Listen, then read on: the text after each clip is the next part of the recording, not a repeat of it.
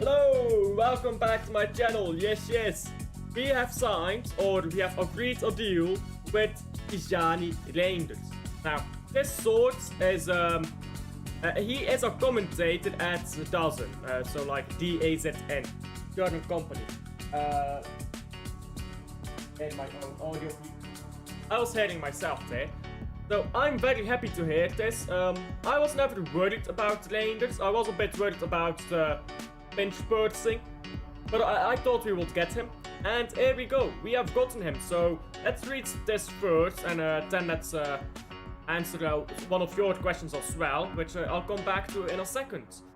So obviously translated, because he says it in Italian.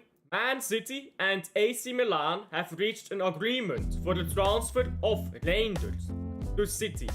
Operation would be worth approximately 70 million euros. That is 60 million pounds, give or take. That's give or take 60 million pounds. Bonuses, and that is 70 million including bonuses. The final bureaucratic details are still to be finalized. So under that, I understand the way they received the money,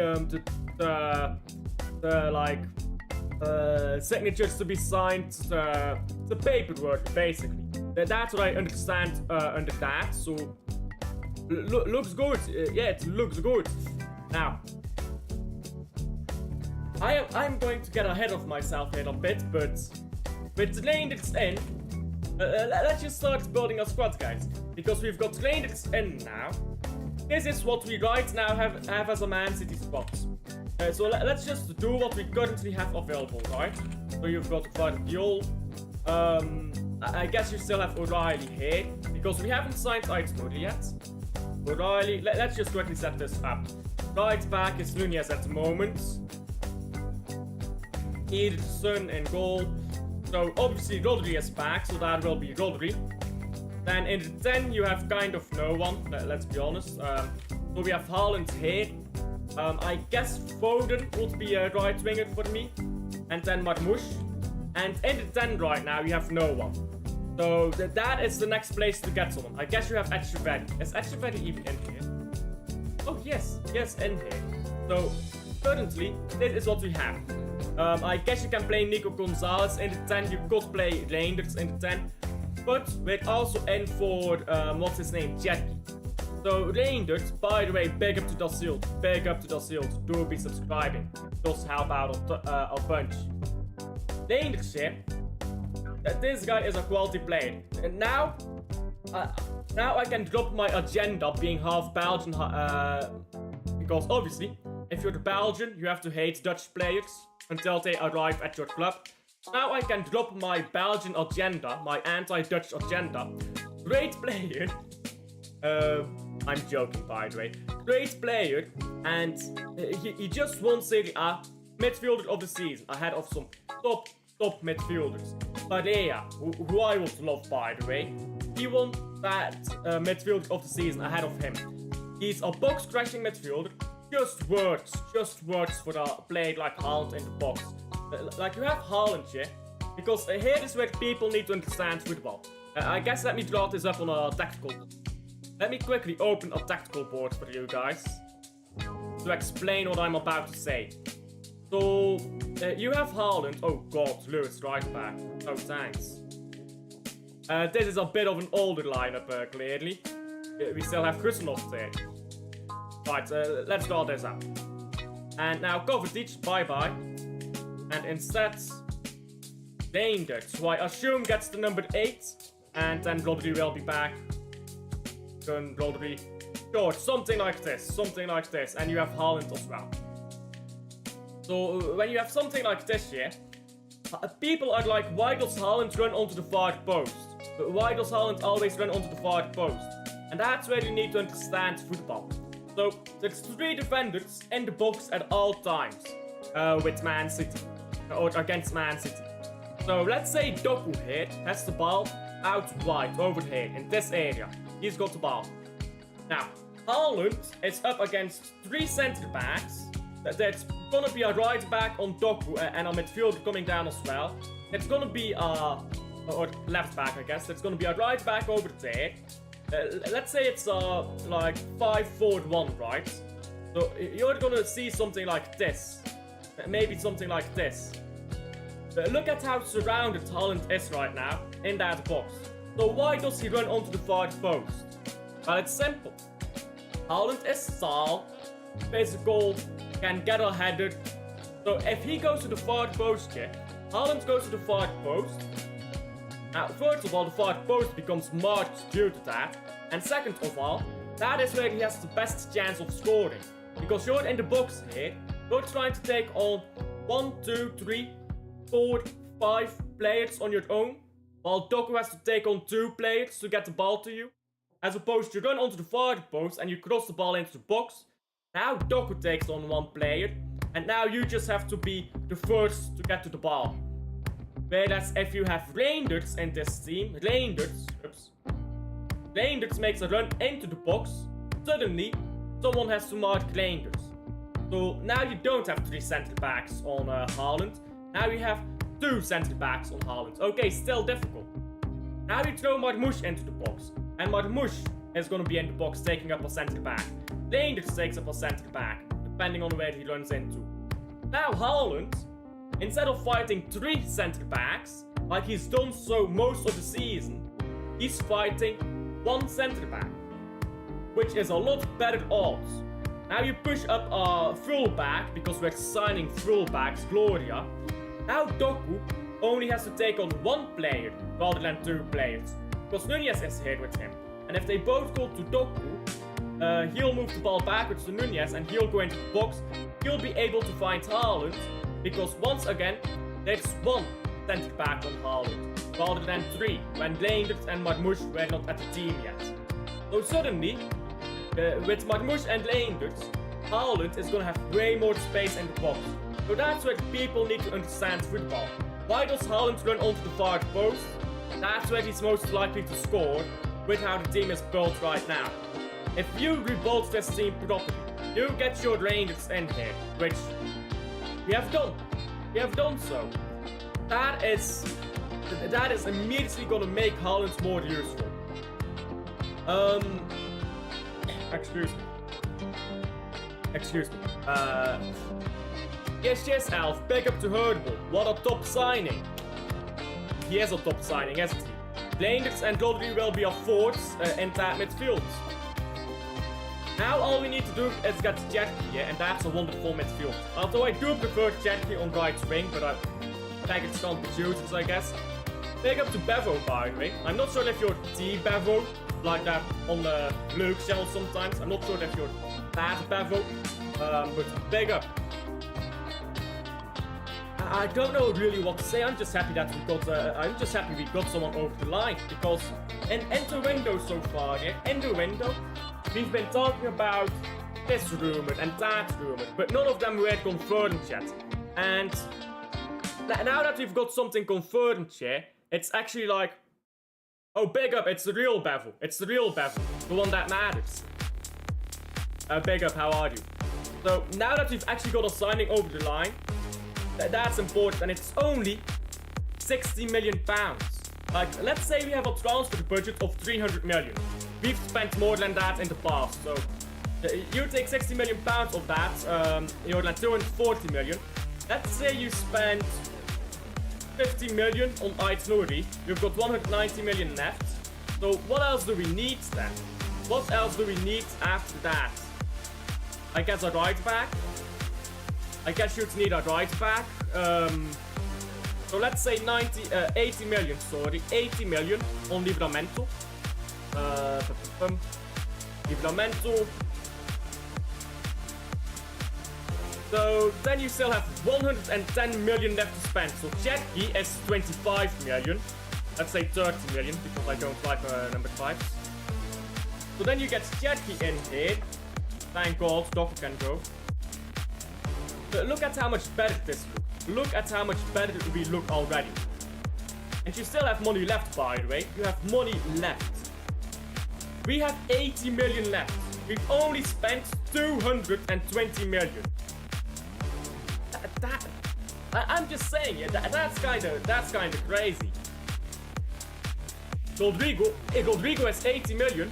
Yeah, if you want Rodrigo, he's 80 million. So you can still go get Rodrigo. If you get Aït-Nouri, you get Livramento. By the way, we're overpaying for Livramento with the price I'm putting on his head. You get Cherki, you get Reijnders. You've got 80 million left for Rodrigo. Or you have someone asked earlier if Jashari is off. You can still go spend 50 million on Jashari. Jashari, great midfielder. You put him in there. He's gonna be the Rodri cover. Then you have Diego Gonzalez be the fluid midfielder. And then you still have 30 million left, by the way. You can go buy a right back. You can go buy one Bissaka then. One Bissaka. There you go. And by the way, I know people don't rate one Bissaka, but this is where you need to be realistic. You can't have 2 world-class players in every position. So now you've got a backup right back, as opposed to 0 right backs. You've got a starting left back. You've got Cherki, Reijnders, on top of Rodri, Jashari, whatever we have in midfield already. Jashari, we're throwing Jashari in there as well. Whatever, a random number. This is actually a generational rebuild, considering the amount of money we're only spending. Like this is why we're pinch purchase basically. And I believe I said something of like 70 million. That was what I thought was going to be the price. So I'm very happy about that. You just spent money. I don't know what else I can say. I suppose this will be a shorter stream. Is Jashari done? I guess I'll conclude with that question. Yes and no. Jashari was never on in my opinion. And let me tell you why. Bored with this. Mutant form. Bored with this mutant form. I don't think Jashari was ever on. This guy is a Frankie de Jong level player. I've watched him. Look at that shirt behind me. Not the Man City shirt, this shirt. I've watched him all season. This guy is Frankie de Jong level at Ajax. He's got insane potential. He's only 22. He's got the world at his feet. He has a 4-year contract, remaining. Dortmund want him. Sure, I'll let you jump on. Give me a second. Dortmund want him. Juventus want him. Spurs want him. Atalanta want him. That's 4. Man City, of course, want him. That's 5 big clubs that want his signature. Maybe you can say not that big of a club, Spurs, but that's a few big clubs out there who all want his signature. So I don't think that was ever on, to be honest. I guess feel free to disagree. I don't think that was ever.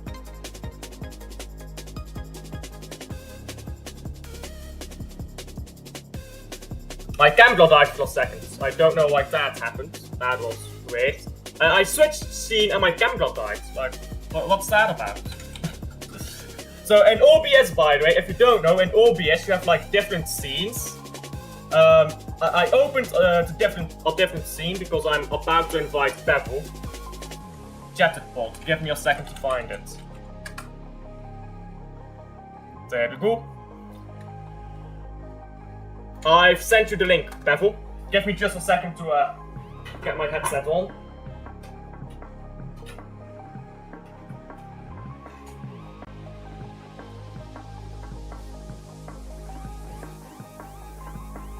Oh, I can see myself. Oh, what is this?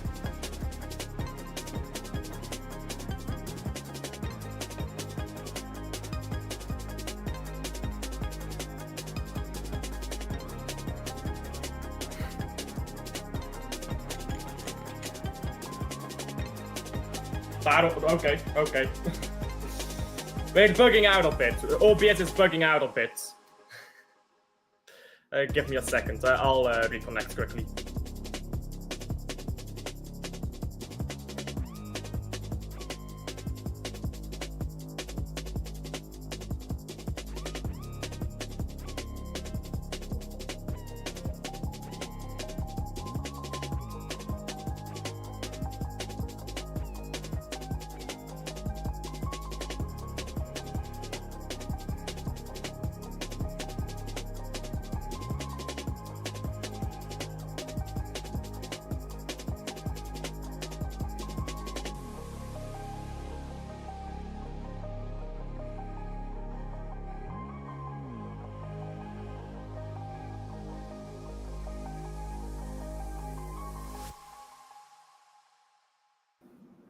There we go. I had some technical difficulties there. Hello, how are you, Beville? Hey mate, you okay? Yeah, I'm okay. I'm happy. I'm chilling. Yeah, interesting news about Reijnders. Didn't ever think that we'd get it across the line. Turns out that we have.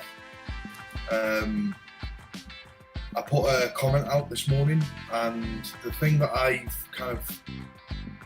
said it a few times. So I've said it on the LB's panel show. I've said it on the Not in My Lifetime. I think the thing for me is like it's felt like Cherki's still holding us back a little bit. And you can tell that the way that we've been doing business this transfer window is still like the Cherki way. Mm-hmm. You know, the basically dicking around with 5 million quid. Do you know what I mean? I just feel like there was that initial kind of bid that we put in the other day, which was like 60 million euros. I know that AC Milan wanted closer to 65, and it's almost like penny pinching.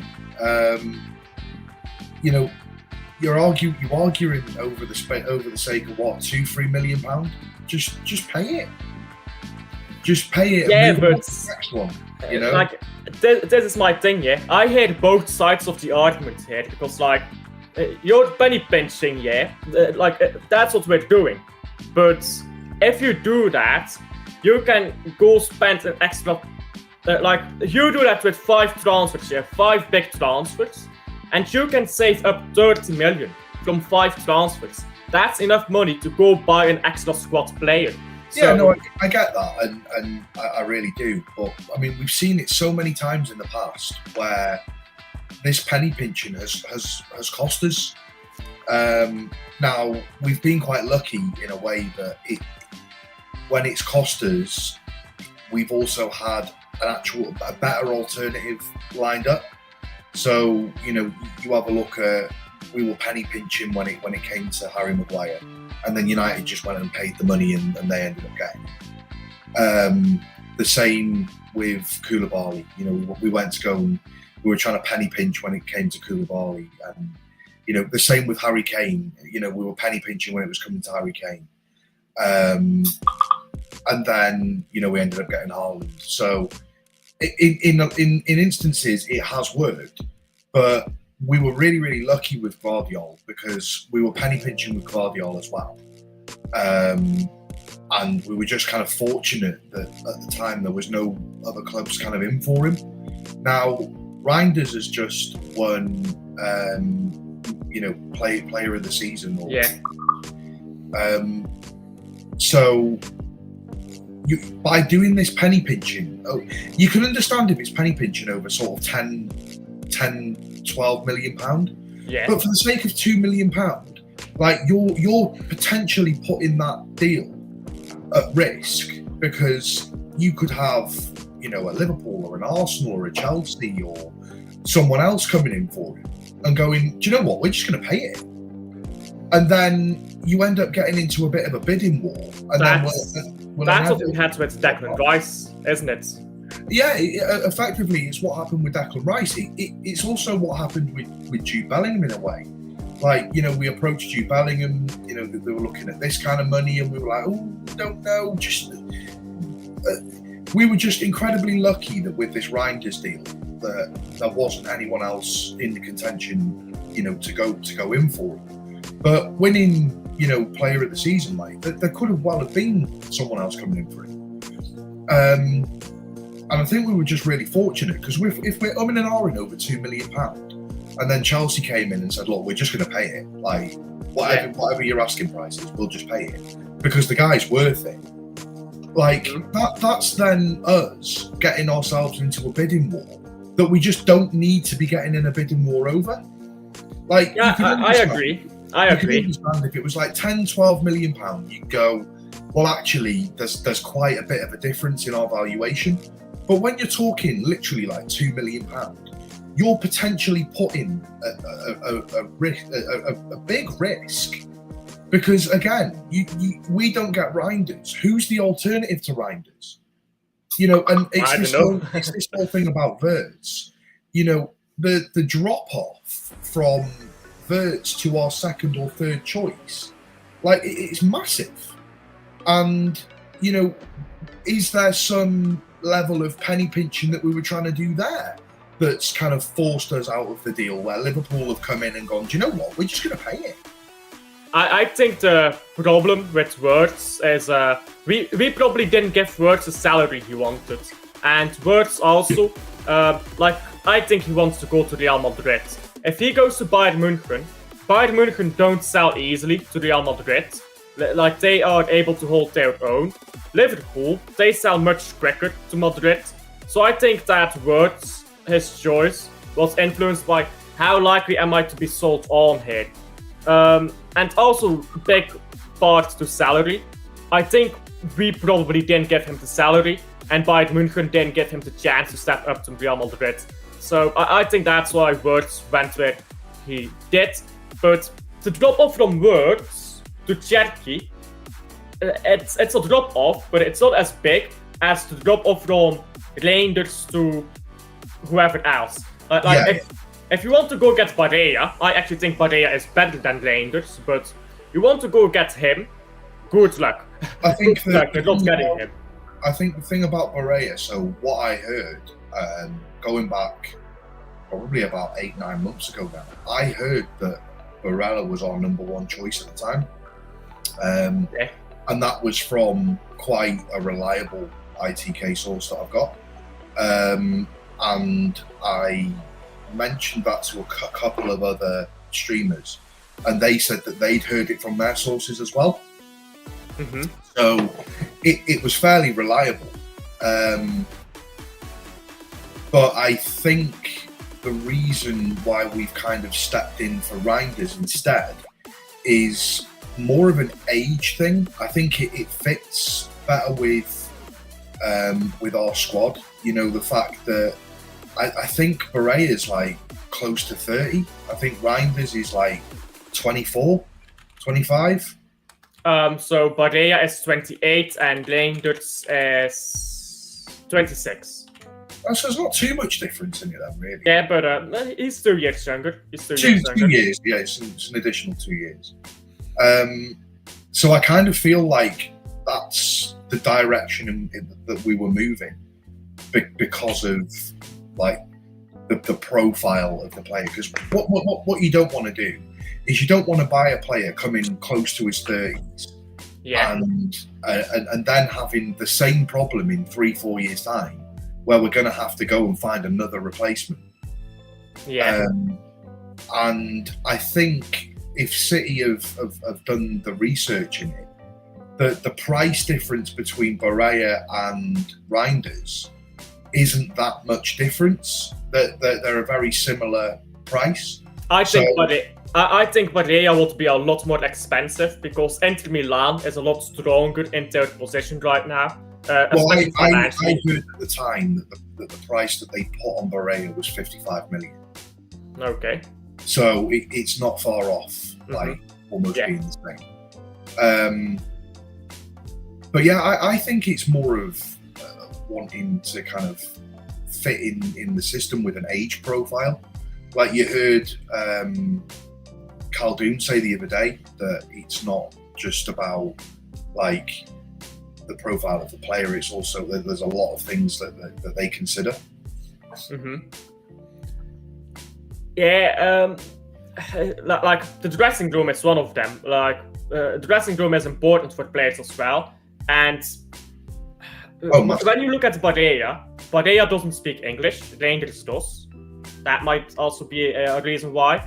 By the way, from chat here, from Rosa, you think we pinch burst Kane because of knowing Haaland would come soon? Well, we're going back a bit. I think Kane was never going to stay long at Man City if he did come, but I don't know. I don't know. We're going back a bit with that, aren't we? Who was that, sorry? Rosa asked if I think, or we think, whether we were not willing to pay up for Kane because we knew Haaland would come soon. I don't know. That's a tricky one. I think the initial idea was to go for Harry Kane because we wouldn't have put £100 million down for him if we weren't genuinely considering him as part of the team for the future. Because Kane's getting on a bit, but I mean he's at Bayern Munich now. What, going into 4 seasons on, and still performing at the highest level. Well, in fact, no, it is 4 seasons on because we tried to get Kane the year before we got Haaland. So it's going into the 5th season. So it's technically 5 seasons on. So I kind of feel like if we'd have got Kane, I don't think we would have gone in for Haaland. Do you think so? Because Haaland obviously wanted to come to Man City, but like we're talking about the past now. As Tiki said, we look at the future. Oh, sorry, not Tiki. Galdoon said we look at the future. Do you think, by the way, that maybe because we were trying to haggle here over 5 million or 10 million or whatever it was with Reijnders, and suddenly, just overnight, we went from a bid that was way too low to just paying up. Do you think that Viana taking over in this deal? Yeah.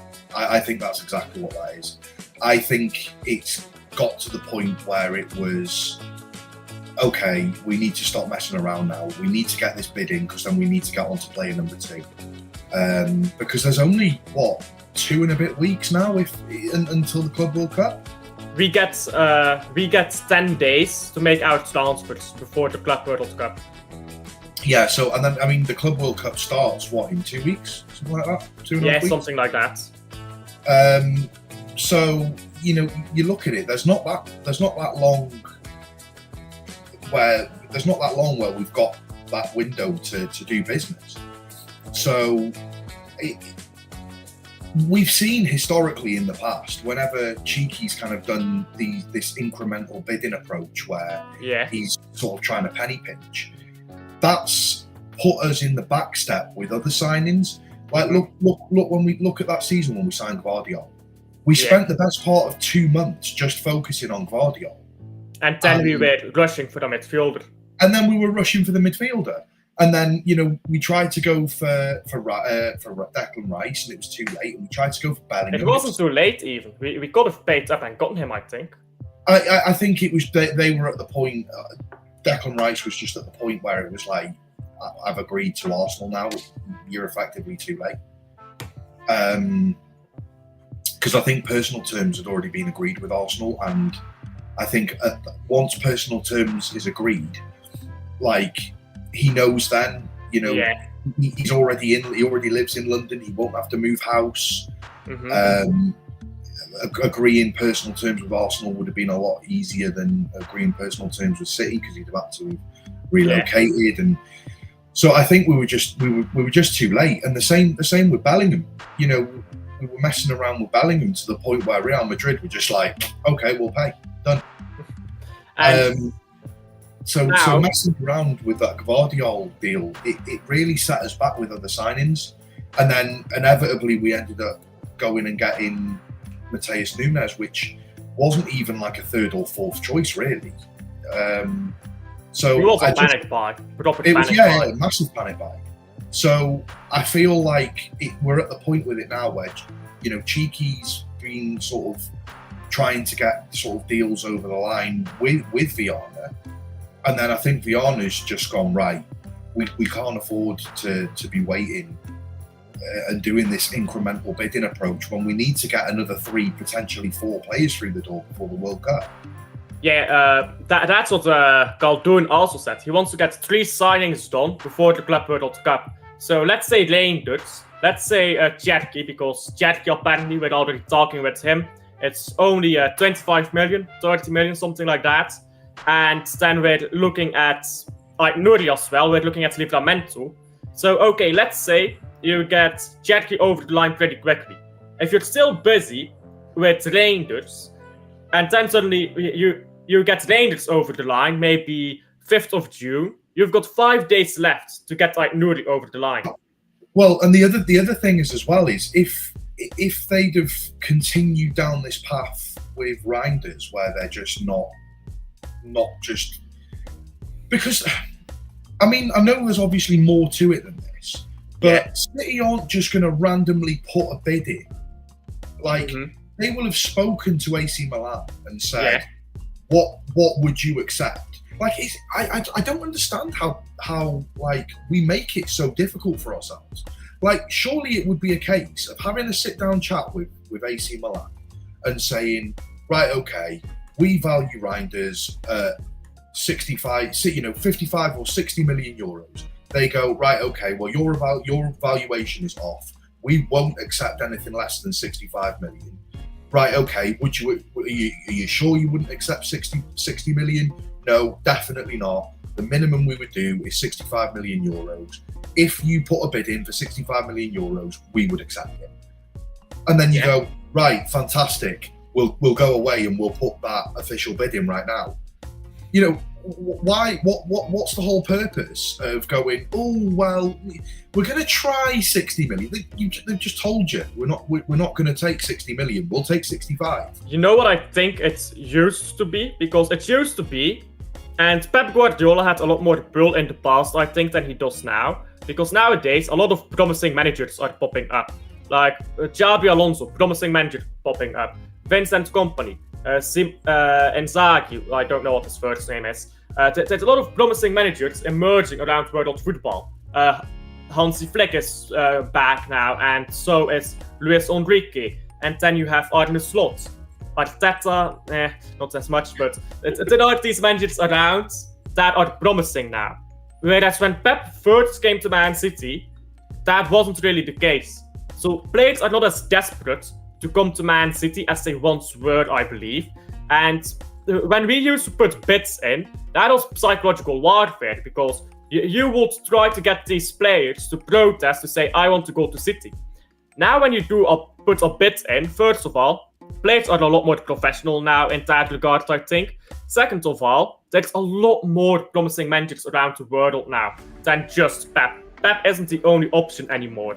And these players aren't going to protest anymore to go to Man City. So when we try to put these bids in, and we try to bully these clubs into getting their players to protest, it doesn't work. It just doesn't work. It used to work, now it doesn't. Well, the thing is, even if they did protest, like the selling club is still has the power over the player. That depends on how long there's left on the contract. Yeah, but don't forget, Reijnders has only just signed a new contract. Yeah.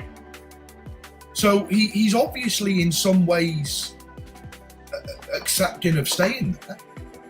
Mm-hmm. So Otherwise, why would you sign a new deal?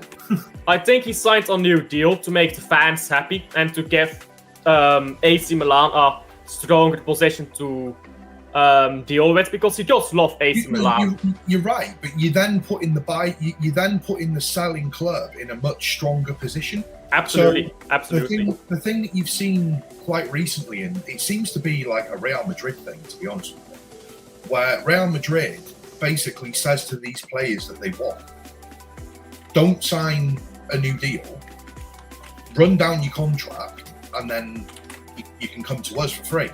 And rather than us paying the selling club a fee for you, we'll just give you a nice Brucey bonus. And that seems to be like the new norm. But the fact that Reijnders signed a new deal with AC Milan not even a year ago shows that, he's somewhat, if City never came in for him, he'd have still been happy staying at AC Milan. Like, that wouldn't have been a problem for him. I don't know. I don't know if he would be happy staying at AC Milan. Well, why sign a new deal then? Because you love the club and you want to give them a strong position to argue from. But you want to play in Europe as well. Yeah, I'm sure he does want to play in Europe, but and I'm sure that AC Milan will get back to those heights again. But if you're not confident in staying at a club, like, you wouldn't sign a new deal. Like, you just wouldn't. Look at Wirtz. You know, Wirtz has already said, like, you know, there's been an offer from Leverkusen tabled for Wirtz for like well over a year now, and he said, look, I'm not signing a new deal with you, like, because you're giving that selling club the power over you. Yeah. Because so I just feel like if City hadn't have come in for him, or no other club would have come in for him, he'd have been happy to stay at AC Milan. Otherwise, he wouldn't have just signed a new contract. So maybe so, but yeah. But we do come in for him, and I think if no club comes in for him, he's happy to stay at AC Milan. Probably so. But when you're at AC Milan and Man City comes in for you, look at the position where the clubs are right now. Do you say no to Man City? You don't really. No, you don't. The only clubs that I think have more pulling power than Man City are Real Madrid, Barcelona, Bayern München, and arguably Liverpool, because they got Wirtz ahead of us. But even then, I think we kind of screwed up ourselves in that Wirtz deal. I don't think that Liverpool have a stronger pulling power than us. I think it's personally down to preference of player. Now, so you can guarantee some players out there will absolutely despise and absolutely hate Man City for no other reason than media-driven propaganda. You know, this whole 115 and this, that, and the other. We're not guilty of 115, and you know, you're innocent until you're proven guilty. But the media will try and bend it in a way where you're guilty until you're proven innocent. And I'm sorry, that's not the way that it works in this country. So I think the 115 could be a potential overshadow of a reason why. It could also be the fact that growing up he used to watch the Champions League a lot, and Liverpool used to win a lot of the Champions Leagues. Yeah. You know, that's. I wouldn't say like, especially now, you know, in current day and age. I know they've won the league, but they've won 2 in 30 years. I think it's also a bit cultural, because here's the thing, Man City has been winning trophies for the past 10 years. But that we are not culturally a big club until recently. Because you can win trophies 2012, that doesn't make you a big club in the eyes of the people. It takes multiple trophies until people start talking about you as a big club. So people have been talking about Man City as a big club only in the 21st or in this decade, I believe, 2 and 3rd decade since 2020. Yeah. And so, even some people now will try and push it, but even now we're still not a big club because it's all been bought. But I'm sorry. That's the way that every club on the planet wins trophies. Do you think Real Madrid have won 14 or 15 Champions League trophies by not spending money? They got money from the government. Yeah. Do you think? And so did Barcelona. Do you think Liverpool haven't got to winning 20 league trophies without spending money? You know, Liverpool had the biggest expenditure in world football in 2nd division. Yeah. Era of dominance. Yeah, exactly. And you know, this whole narrative about Liverpool don't spend money, it's absolute bollocks. You know, look at the money that they paid for Darwin Núñez. Absolutely. Darwin Núñez was, I believe, about £85 million. Yeah, something like that. You know, Alisson Haaland was less expensive, yeah? Haaland was less expensive. Was the most expensive goalkeeper in history when they bought him. Van Dijk, when they bought him, he was the most expensive centre-back of all time. Like, so this whole narrative about Liverpool don't spend money and they're on a shoestring budget is absolute crap. Same with Man United, by the way, because that Van Dijk record was broken by Harry Maguire. If you go in at net spend over the last 5 seasons, right? Just the last 5 seasons. Man City. So Chelsea has spent net spend. Chelsea has spent £500 million more than City.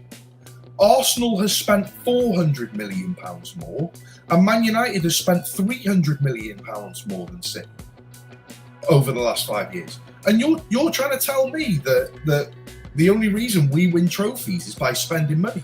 In the last 5 seasons, we've won a treble. I'm pretty sure we've done. Hang on, let me try and work this out. So the last 5 years, 2020 we won the Carabao Cup. Yeah. 2021 we won Premier League and Carabao Cup. That isn't as of this season either. That's this last 5 years is as of last season. So 4 league titles, which includes the treble, and 1 Carabao Cup. 4 league titles, a treble. So, do you know what I mean? You're talking, what, 6, 7 trophies? If you want to include Community Shield? 9 trophies if you include UEFA Super Cup and Club World Cup. And Club, yeah. So, and what's United won in that time? 2 trophies. And spent £300 million more than City. What's Arsenal won? One FA Cup in 5 years? 6 years. It's 6 years now. Oh, wow, okay.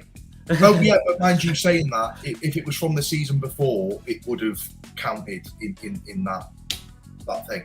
So they spent £400 million more to win, more than City to win an FA Cup. Chelsea, they've spent £500 million more than City, and in the last 5 years they've won a Champions League and Conference League and a Conference League. So it's not over the line yet, says Kevin, for Reijnders. It's almost over the line. It's basically as good as done, isn't it? Yeah. It's like bureaucratic stuff. So that means like, how are we going to receive the payment? Is it over 5 years? Do we receive it in one go? That's like, when does he sign exactly? Like that type of stuff, paperwork. That's what they're still talking about. But the deal itself is done. It'll be how the bonuses are worked as well. So it'll be like, AC Milan will receive a £5 million bonus if Reijnders wins the Champions League. Is that over 2 seasons, 3 seasons, 4 seasons, or 5 seasons? It'll be just the finer points. Basically. It's very rare that a deal reaches this point and then breaks apart. It's very rare that happens, especially when no one else is in for the player. Because we're the only one in for playing this somehow. Yeah, and this is the point that I was trying to make before, that if we kept going down this path of incremental bidding and basically wasting time over £2-3 million, if Chelsea or Barca or Real Madrid or anybody, Bayern Munich, came in and said, look, we're just going to pay the fee. We would have lost him.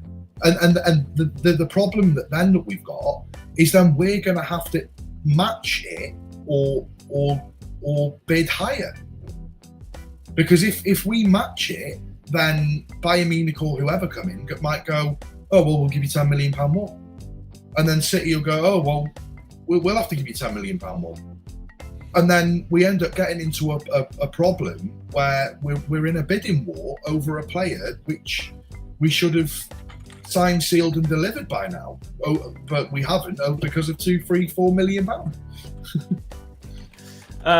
So I just got from chat, by the way. Does Beville have a channel that I can plug? He doesn't have a channel himself, but he does go on chat reports, which is, I'm not sure if the first episode is out yet.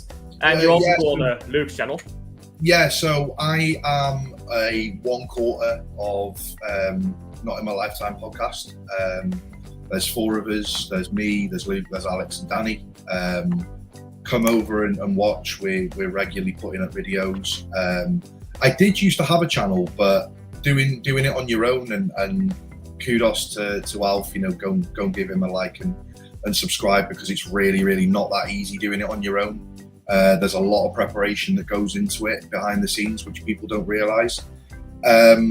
But we're also me and Luke are also venturing away from the football side of things, and we're in the middle of creating this chatter brand. So we're starting off with a podcast. There's going to be way more that happens behind the scenes. with that. It's a brand, so there's going to be various different sort of subsectors of it. But we're starting off with the podcast, and it's just going to be like gaming channel, real life problems, question and answering, news, stuff like that. Just like a general kind of how life. to get a house. Basically, yeah, it's just going to be like a life thing. And a bit of a fun one away from football. Yeah. Because we do love talking about football. We talk about football pretty much every day. But sometimes you also need an escape from it. And that escape for us is this new Chatterpod. So you'll find Chatterpod on Twitter, chatter_pod. Go and give us a follow. Let me put that link in here in the chats. Thank you very much. Yeah, it'll really help. It's still fairly new. We're hoping to get it all up and running in the next sort of few months, but yeah, we'll see. So yeah, go follow them on Twitter. Go check out Luke's channel as well. Not just Luke's channel, but the entire Not in My Lifetime podcast. Go check that out. Before we round up here, because I was actually planning to take a shower before this news dropped. Before we round up, we've got Reijnders now. Who are you looking at next to get? Because I think top priority is Cherki, because currently no one is in for him except Man United. They won't get him. So right now it's just us in for Cherki. I think we need to get him over the line immediately, and then I'm not sure where else we look. So for me, I think the next big thing is definitely Cherki. We need creative input in this team. Yeah. I would then say, arguably, that we need a right back more than we do a left back. I'm not saying that we don't need a left back, because I think we still do need a left back. But we've also got two players who can play at left back, whereas we've got no players really other than Nunez, who's just a complete bozo, who can play at right back. Yeah, Nunez has improved massively throughout the season, but you even look at the Bournemouth game. We had a really, really good game, and then with 5 minutes to go or 3 minutes to go, he ended up passing the ball backwards and ended up creating that bozo moment. So it's still there in him. So I kind of feel like if you look at the left-hand side, we've got Nico O'Reilly, who's played really, really well there on the left. We've got Gvardiol, who can play really well out on the left. We've got Nathan Ake. We've got Nathan Ake, who's been proven as well to play really well out on the left. So we've got three players that can play out on the left. On the right, we've got basically Nunez or Rico Lewis, and I don't think either of them are good enough to play out on the right. So I would get Cherki in for the creative input, like immediately. I would then focus on a right back. Probably Livramento would be my number one choice. Then it all depends on whether Ederson stays or not. If Ederson decides that he wants to leave, a goalkeeper is crucial. I love Ortega, but he's not a number one. Yeah, I agree. And Ortega is probably leaving too. Yeah, Ortega's probably leaving too. So, we then have to look at maybe one, if not two goalkeepers, potentially even three if Scott Carson leaves. We take an academy goalkeeper if that happens, I believe. Yeah, you'd probably say take an academy goalkeeper, but the problem with that is the academy goalkeeper's never going to play. Yeah. So I don't know whether you'd just go for someone like really, really experienced that's kind of like a Scott Carson type. Mm-hmm. Someone like maybe like a Tim Krul or someone sort of like that. An older goalkeeper. Yeah. Preferably homegrown. Yeah, preferably homegrown. But then after that, I probably focus on bringing in a solid left winger. Yeah. I think for me, right wing isn't terrible. We've got Foden that can play off the right when he plays well. We've got Oscar Bob that can play off the right. When he's fit. When he's fit. Depending on whether Bernardo Silva leaves, he can also play off the right. We've got Savio who can play off the right. Not as good as what he is off the left, but he can play off the right. Whereas you look at the Cherki, left side, if he gets Cherki, he plays on the right sometimes too. Yeah, you've got Cherki that plays on the right. I feel like the left side of attack is really poor. Marmush plays there, so Marmush plays on the left. He does, but when you play Marmush out on the left, he inverts quite a lot. So which is good. It's what you want, but what I would prefer to see Marmush play in that 10 role where he's not having to invert. You know what I actually would want? I would like to see Foden play in the 10 and Cherki and Marmush on the wings. And then Foden, because Foden and Marmush did this in the Newcastle game. Marmush would go inside, and Foden began in midfield to control the game, because that's what something Marmush is great at. And then once Marmush inverted, Foden would overlap him. And that's kind of what I'm then hoping for, and to do the same thing with Cherki on the other side. And then you have your fullbacks pushing up. Aït-Nouri, you get Aït-Nouri up, very good fullback, very good assisting numbers, very good finishing. You get him to push up a bit more. Then I think that's how you get this team on its best. I don't know if we need a left winger. I'm thinking about the best way of getting the best out of Haaland, because at the end of the day, Haaland signed a 10-year deal. Yes. For me, I would play Marmush in the 10 role centrally, because what you find from Marmush is Marmush will drop in deep, which will then drag out one of the centre-backs. So rather than having two centre-backs marking Haaland, by Marmush dropping in deeper, you're drawing a centre-back away from Haaland, creating space for him. So you've got basically Haaland as kind of like there. You've got Marmush that kind of drops in, which then brings a centre-back in. And then that's where you can then play the balls through the lines. So I kind of feel like that's the way to go, because playing off the wings, Haaland's proven that he's not that good aerially. Like he's the best way that you're going to get the best out of Haaland is playing the balls in behind that he can run onto. Yeah. If you're playing crosses from the left and the right, it's proven that he's not that good aerially.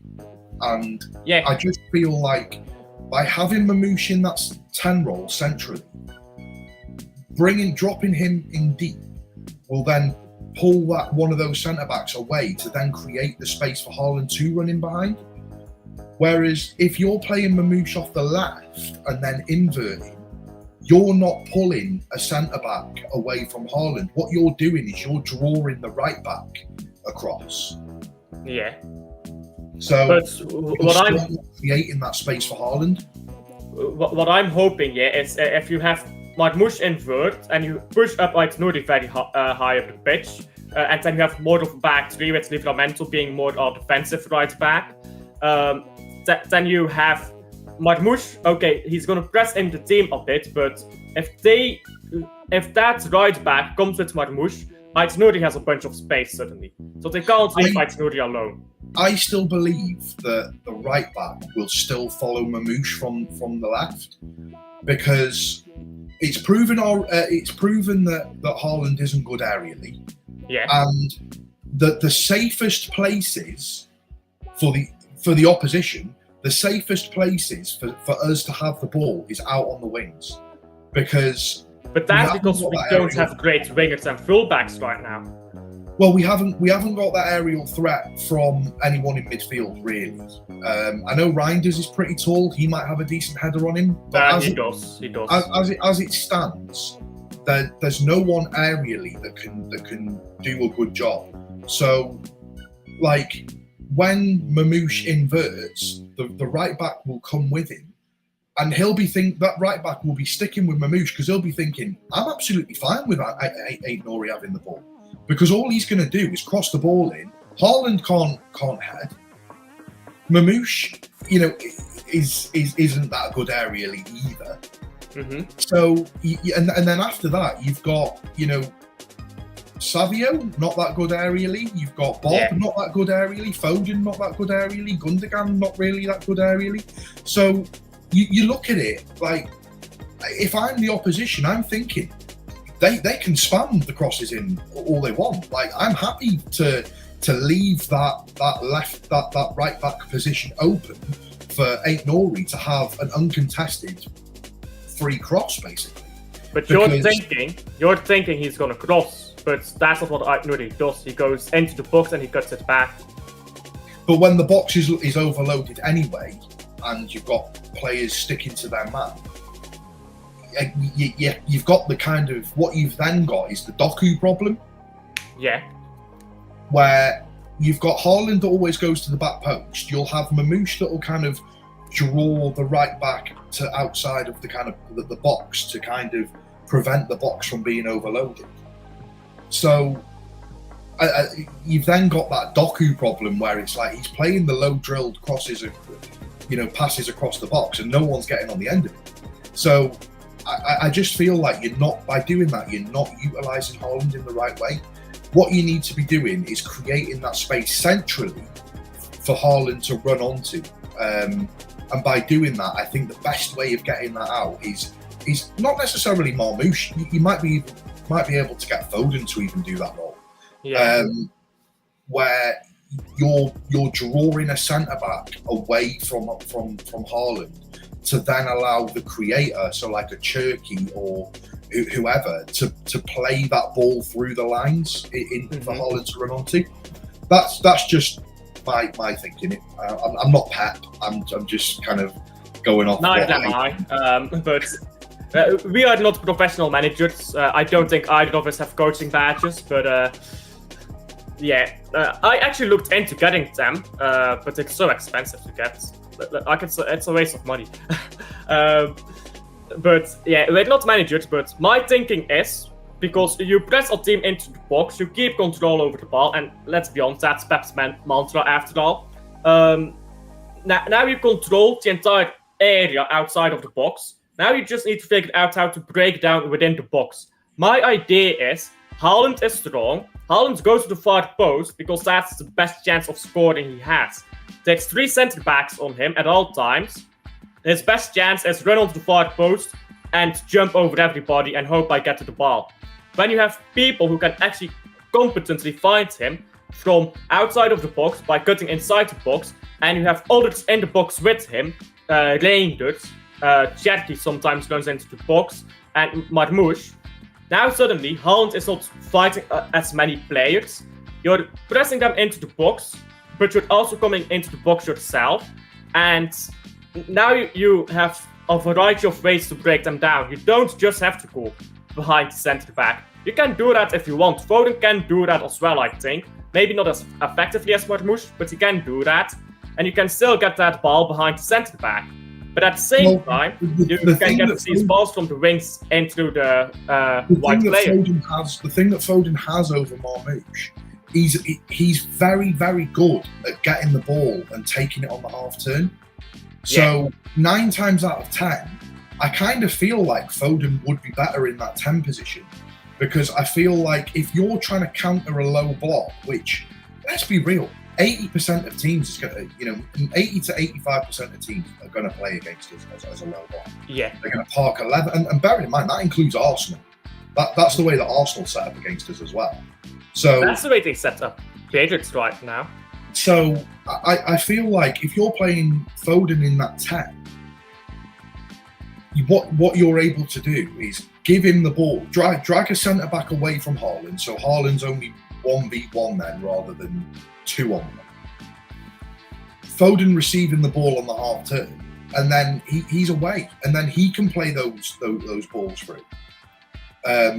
Or by dragging out a midfielder or something, it might give Cherki a bit more space to then play a ball through the line.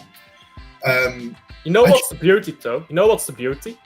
You can switch. You can do my system, and you can do your system with these players. And if one doesn't work, you can switch to the other. Exactly. You know, that's the beauty of it. Is having the versatility, where, you know, you've got Foden that can play on the right or as a 10. You've got Marmush that can play on the left or as a 10. You know, you've got Cherki that can play on the left, or the right, or a 10. He can play every. Cherki, I don't know if you've watched him yet. I watched him 3 games live, and then I started watching some games from Lyon back. I swear down here, you could put him in the 8 and he'll still be class. Yeah. I've rarely seen a player yet who's just carried a team this hard. So there's been better players out there. But the amount of carrying he does for Lyon, I've rarely seen something like that. He has to come down. Oh, I saw this year in a game from Lyon. They kept losing the ball in the left back area. Cherki was playing right wing. He had to come down all the way to left back, pick up the ball, go through midfield to get his team up the pitch. This guy, yeah, he is one of the most versatile players currently out there. That's why Pep loves him. Yeah, I think he if we can't get Verts, which it looks like we can't, then it's a must. It's an absolute must to go and get Cherki, because I just feel like he's the only way that we're going to basically get the best out of Haaland. It really, really is.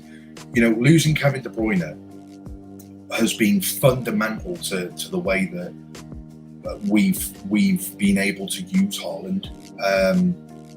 This season, losing Gundogan as well, because Gundogan played a few balls and crashed the box as well. But I mean, yeah, but crashing the box from Gundogan meant Haaland wasn't getting blocked by 3 centre backs. Yeah. But losing Kevin De Bruyne is fundamental to the way that Haaland plays, and we need to replace that creator with maybe even 2 creators. You know, we've had Phil Foden's had a really bad season this year. Is he going to step up next season and be the creator again, like how he was last season? Has he ever been a creator though? Because the best assisting numbers. He's never played the risk-taking passes that Kev has played, but that's not a slight on him, by the way. That's not a slight on him, but his best assisting numbers in a Premier League season is 8, and Haaland has also got 8 assists in a Premier League season in the treble season. So, and people say Haaland is very monotone. So, Foden, I think Foden has his abilities. I'm not sure if he's a creator. He's a creator, but in a different type of way. Yeah. So he is a creator in the sense of he creates chances for himself. Mm-hmm. Whereas Kev was all about, you know, you ask Kev, would you prefer to score the winning goal or make the winning assist? And he'd always say make the winning assist. It's just the type of player that he was. And he was a risk taker, and I don't think there are any player. There's not a single player out there that is willing to take the risks that Kevin De Bruyne has, and to the point where he's willing to try and make a pass, like make an impossible pass, and if it doesn't work, then he's happy with that. He's happy for the crowd to basically. And he tries to win it back, by the way. He plays 10 bad passes. He tries to win it back as well. When he plays a bad pass, he always tries to win the ball back. Yeah. That's also important. You look at Haaland, and I've watched Haaland a lot this year. Not just on the ball, but also off the ball. And you see in Haaland making these runs, and no one's playing through to him. And you see in him, like, say, you know, Haaland's making the run, and then Bernardo Silva decides to pass it sideways or backwards. You see Haaland just like hanging his head and getting frustrated, visibly frustrated, but then walking back. So he's offside because, you know, the defense is now pushed up, and he's just there walking back, frustrated that he hasn't received the pass. But then no other player can try and make that pass to him, because he's miles offside. Well, that's not always a bad thing, though, because when you're offside, sometimes you come in a situation where you're not offside, because, like, let's say you have a ball on the right, then you move the ball down the left with a long ball, but this requires to have an active winger or fullback. Then Haaland suddenly he's never gonna come onside, but because the ball moves down the other side of the pitch, you become onside, even though you never walk back onside. So I agree, but when it's the visible frustrations for me. Yeah, I agree with that. You've seen in the past, in a Pep system, and this was my worry when we first signed Haaland, and by God, that first season he proved me wrong massively. But you've seen in Pep systems that out-and-out nines generally don't work that well. I mean, you only have to look as far as Zlatan Ibrahimovic at Barcelona. Like, that didn't work to the point where Zlatan ended up leaving because it didn't work. And that was primarily because of the system that Pep plays. Now, Man United are losing to Hong Kong. I mean, didn't they lose to some All-Stars team the other day? Southeast Asian All-Star or something like that. That's diabolical, isn't it? I just saw that. Big up to Luke. You see their bus parade? I didn't. Oh, mate, it was shameful. So they had this bus parade going through like going through Malaysia to basically try and big up the fact that Man United are in town. And I'm not even joking you, mate. About 10 people turned up for it. It was diabolical. I mean, Southeast Asia, football is not the most popular sport. They're like cricket fans over there. Yeah, but I mean, it's like the fact that, like, I'm like, what were they expecting to happen? It's not a football country. I mean, it's not, but like, it's still a bad thing. You can guarantee if City rocked up there or Real Madrid rocked up there, they'd have way more than 10 people turning up. Yeah. And the thing is, United have always prided themselves of being the biggest club in Asia. Like that's how they've always prided themselves. And the decline of Man United has been so noticeable. Like you look now, like just America. The most watched team in America is City. Yeah. Like not United. Like United have gone past the point now where nobody cares. Like you know, United have done nothing really for the best part of 15 years. You know, you're looking at the next generation of youth coming up. Because let's be real, when you don't start watching football when you're 0 or 1 or 2 or 3. You normally start getting an interest in football when you're 5, 6, 7? Yeah, I started watching football with the 2006 World Cup, so 4 to 5 years old. Yeah, so you know you're talking 4, 5, 6 years. So these United have done nothing for 15 years. These fans would have started watching them when they were 5 or 6 years old. So the current 20-year-olds. That would now make them 20. You're looking at the average age of people watching football now is and match-going fans is kind of like 20 plus, really. Yeah. And nobody wants to watch United because they don't win nothing. So. And they don't want to be an Old Trafford. And this is the thing, you know, you're seeing these 20, 18, 19, 17-year-old footballers come into City and they're going, oh, I've grown up watching City and, you know, I've followed City since I've always liked football and people are making these jokes saying, oh yeah, watching Sean Goater, were you? Like, no, these people that are joining City now were watching the likes of David Silva, Aguero, Yaya Toure, Kevin De Bruyne.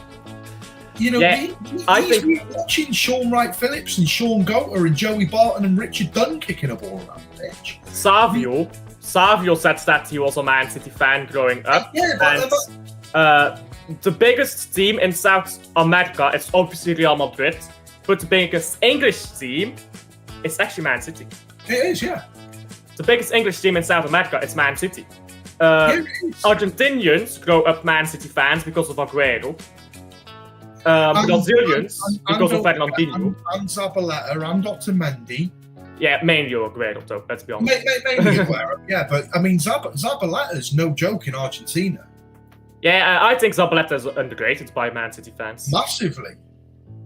I mean, he's a massively underrated player. Like, Argentinian fans, and not just Argentinian fans, you know, you're forgetting Tevez as well. Like, yeah.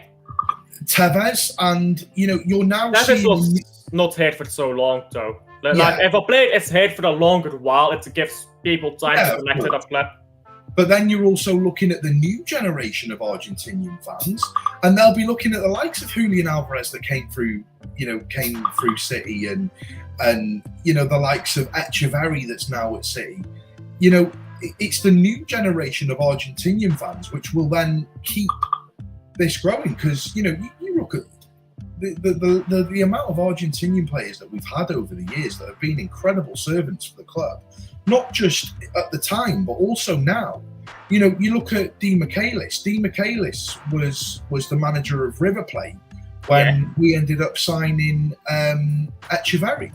Now, Echeverri spoke to Di Michaelis, and Di Michaelis was one of the reasons why Echeverri joined City. The same with Julian Alvarez. Julian Alvarez said to Echeverri, if you want to join City, there's everything that you could possibly want and more there. Like, you're going to be really happy there. You know, go and enjoy your football there.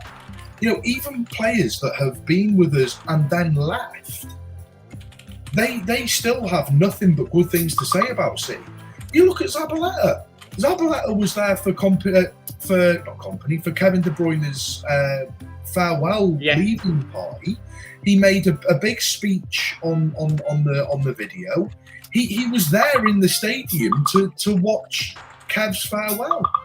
You know, these players, like, you know what's I'll also say on the contrary with Man United now. People don't know this, I think. Go look this up. Really, go look this up, because I think this will blow a lot of people's minds. Man City had a high attendance in the Etihad stadium. What was it called? City of Manchester Stadium or something like that. We had a higher attendance than Anfield in the 2000s. When you stop winning trophies, those fans do go away.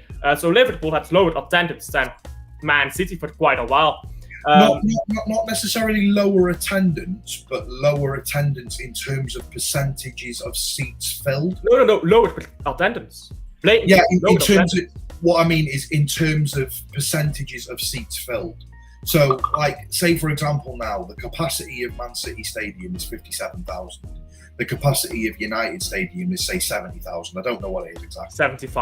75,000. So you're basically talking 20,000. United don't have 20,000 empty seats. But what it is in terms of percentage of seats filled within the stadium.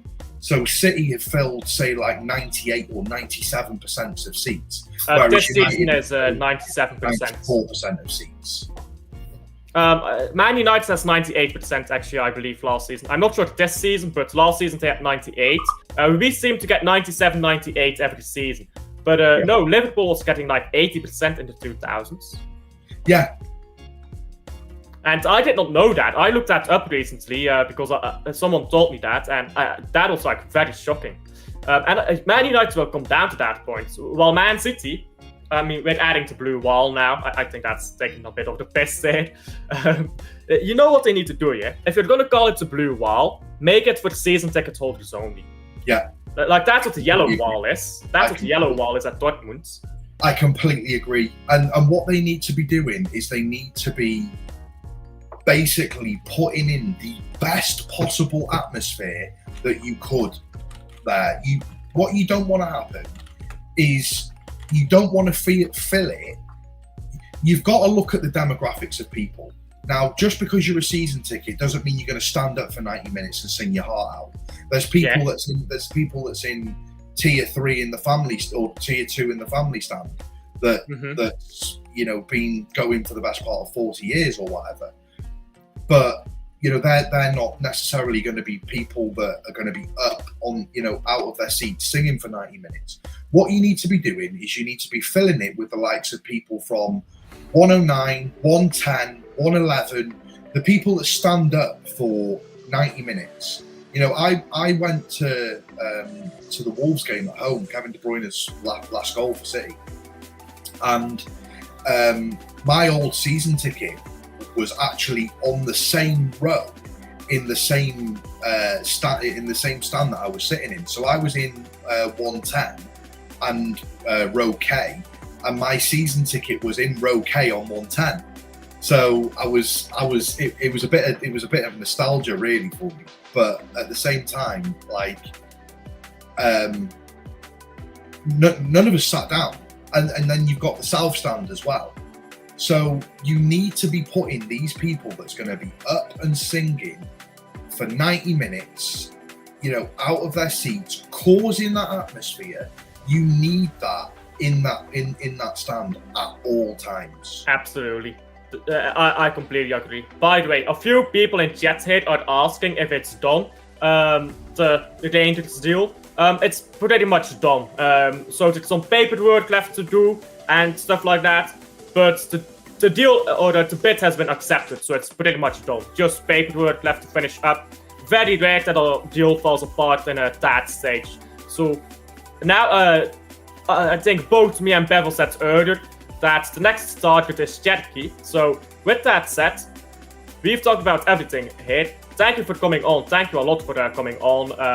We're 1 like away from 30, by the way.